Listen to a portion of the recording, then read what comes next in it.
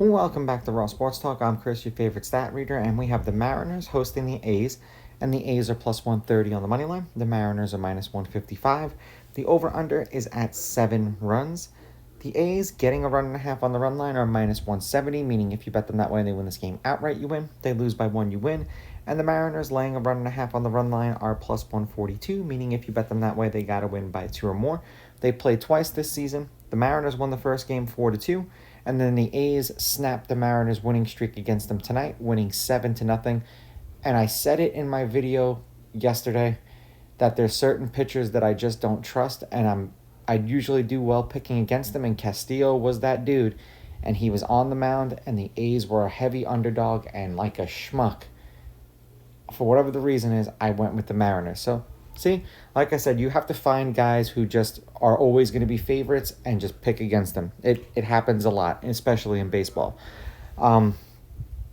Lineups for tomorrow's game are supposed to be, for the A's, Butler, Rooker, Blede, Langlers, Aguilar, Soderstrom, Ursula, Muncy, and Wilson. And then for the Mariners, Robles, Rodriguez, Raleigh, Arizarena, Raleigh again, a different way to spell it. Then Polanco, Tellez, Bliss, and Crawford. They have not been confirmed. That's just how these teams are supposed to have their lineups in 1 through 9. Weather won't be a factor because it says dome, but retractable roof, tomato,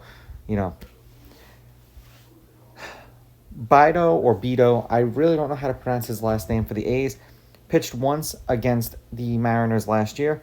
5 1/3, 4 runs, 4 earned. They won that game 5-4. He struck out 4. Miller pitched once against the A's last year. 6 innings, 2 runs, 2 earned. They lost 8-1. He struck out 9. I imagine that a lot of that damage came after he came out of the game, which happens a lot also in baseball. You have to be very cautious of what teams have atrocious bullpens.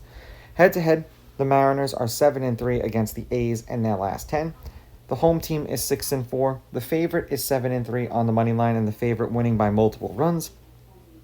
Laying a run and a half is 6-4.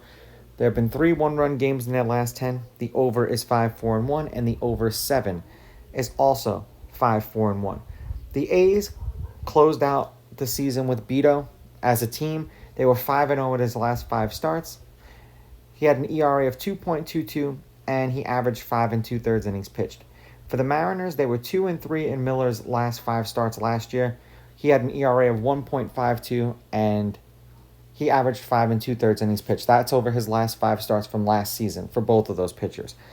Once we get a little bit more into it, we'll have these pitchers' stats for this year, and it'll make things a little bit more streamlined.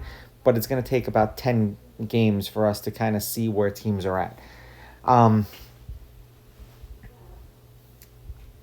This is just do you actually trust the A's to win back-to-back games, or are the Mariners just going to keep doing what they're doing? I'm going to take a shot here with the A's. I'll take the A's on the money line. I'll take the A's getting the runs, and I will go under in this game. These are just my picks. If you disagree, please go with your gut, and please bet responsibly.